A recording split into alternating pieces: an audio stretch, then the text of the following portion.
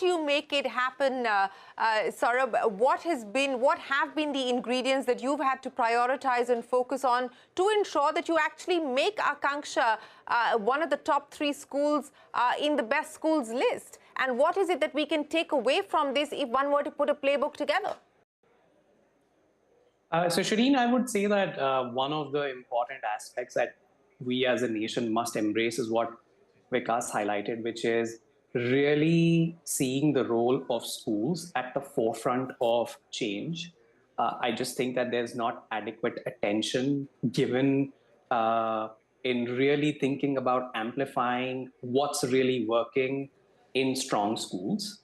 And I think the opportunities to be able to use the forum like T4 or so many others that even happen in our own country to really study what goes into make an excellent school, whether it's run by a non-state actor or as well as the government itself, will be supremely useful for policymakers first and foremost. Second, I think like all of us on this panel will concur the phenomenally important role of educators in any school system, which is teachers as well as the school principals. And I just think that in India, we really, really need to find a way to embrace far more autonomy and empowerment, with which we believe will come the accountability. And I think that's one of the most important levers that we at Akanksha have prioritized over the years in building a strong ecosystem, as well as, really not treating the partnership with the parents as well as the community as something that happens outside, right? And how do you really see the role of the school in building the community, or see it as a microcosm of the world or the community that we are creating, and really build far more community collaboration beyond just engaging the parents on school management committees for that matter. And I think that's the second lever. And the third, I would say, is that, it's an opportune time post-COVID where, the world, the education summit recently held, by UNICEF is talking about really reimagining the role of education and what does education look like in the coming decades in and of itself. And I think that's a great conversation to sort of start in our country. And that's another secret sauce, where we are constantly engaging in dialogue with our children, our parents, our educators on what's most meaningful for you and for the children and for the community. And I think if this kind of a continuous dialogue could continue at multiple levels, I think that we will have the necessary ingredients that will allow for some of these practices to scale or amplify. You're talking about having a conversation and starting a dialogue on how we can reimagine education, reimagine the classroom, and that's what we're attempting to do here on this program on Young Turks. So Rohit, let me get you to build on what we just heard there from Kruti and Saurabh. When we talk about reimagining the classroom with the use of technology, bringing much more of technology into the classroom, changing the method and the manner of educating children, the manner in which educators themselves are being skilled and trained. Outline for me the things that you believe policymakers, governments, educators, school principals, the social sector needs to focus on. What could this new model, this new way signal herald? I think, Shireen, one thing that we keep reminding ourselves at Apni Shala is that when we speak about system is not an abstract concept, right? System is people. And when we are thinking about people, we have to think about relationships. So say, for example, at Apni Shala as well, when we kind of think about building a new partnership with a government school, then we start from the very core and very ground, that what is our relationship with parents of that school? What is the relationship with students or teachers or principals of that school? And then we go to the municipal office to get the final letter of approval that, hey, we want to work in these 20 schools or 22 schools, right?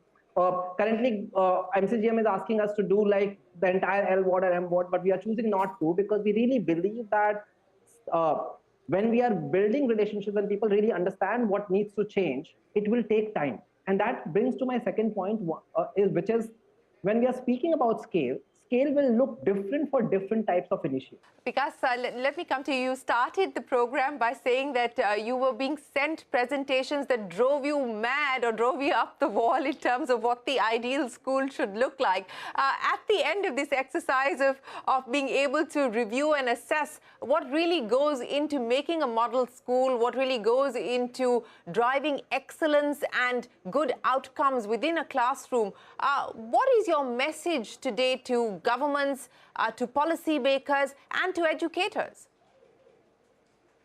So there's so many points that I want to actually draw upon, Shireen, in this part of your program. The first thing is, when you look at this program and you look at the ticker at the bottom which says reinventing classrooms with technology, whilst I agree that technology is important, I don't think it's the biggest priority we have to place an emphasis on. Actually, what we know is that we need to make sure that we get the best and brightest teachers into classrooms all over the world. And for that, we have a heck of a lot of work to do. And we know that the holy grail in making sure that we improve learning outcomes lies in making sure that we train our teachers effectively. Now, what we are doing, for example, at T4, post the first round of the World's Best School Prizes, is we're bringing all of these teachers into a professional learning community, and people can download our app on iOS or Android. It's called T4 Communities. And the idea there is that let us learn together, because there's so many similarities of the challenges and the opportunities that schools have around the world that we can learn from, which our prizes actually showcase in a significant way. The second thing I want to tell you is you ask about the secret sauce, and the three leaders that you have over here are far too modest to actually talk about it like this. But I suspect that whilst they're finalists in a particular category, they could actually become finalists in all the other categories that also are there, simply because they're fantastic leaders. And so I'm on the board of an NGO called Global School Leaders, which many of you will know about.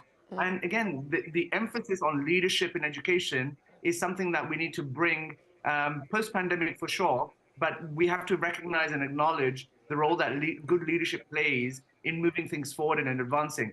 And in education, we don't have much actual leadership training and development that is offered to teachers and school leaders. And so I would suspect that the answer, actually the secret sauce, is in making sure that we have more Krutis, Rohits, Saurabhs, and such in the world of education that actually move things along. And then the third thing I want to mention is, these prizes, the prize is a mechanism. And it's not, yes, of course, we're celebrating these schools. You are putting on a program to showcase these schools, which I'm very grateful for.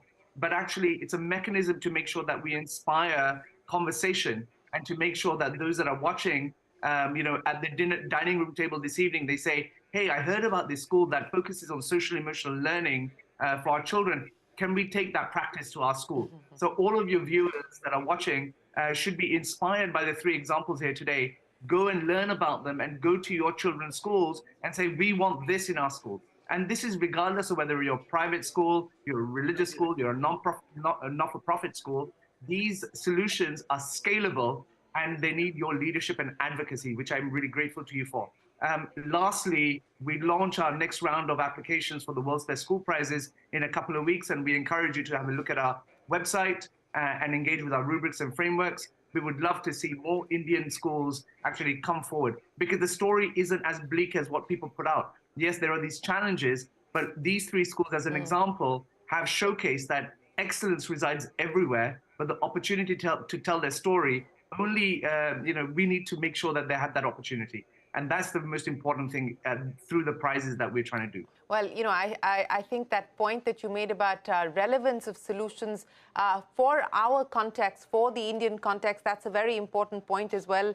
And I think that is going to be very important as we, go through this process of reimagining what the solutions can be for our schools and for our classrooms. Kruti, Saurabh, Rohit and Vikas, thanks very much for joining us here on this special edition of Young Turks. We wish all of you the very best of luck, and thanks very much for your time as well as for your insights.